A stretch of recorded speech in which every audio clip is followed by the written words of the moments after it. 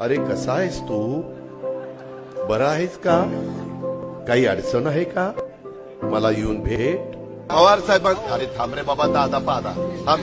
त्याच्यामध्ये अगबत नाही. आता मी विचारतो काय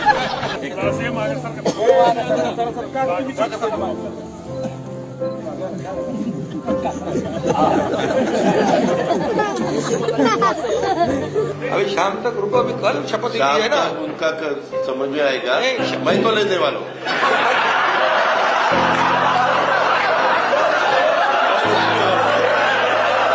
कुठे विट्टी दांडू खेळायचे, कुठेही भोवरे खेळायचे.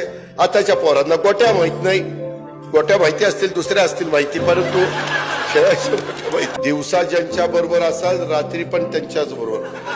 म्हणजे त्याच्यामुळं अरे थांब रे थांब, एकच मामा आहे म्हणूनच आणलाय निवडून. जरा का बस, जरा मामीचं पण नाव घे. मामी नाराज होती.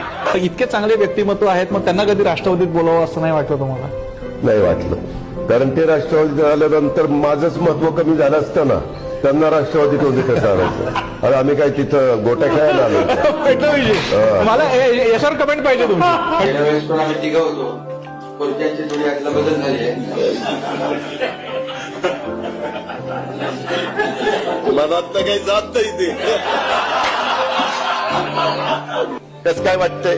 गारगार वाटतंय. आता कसं वाटतंय?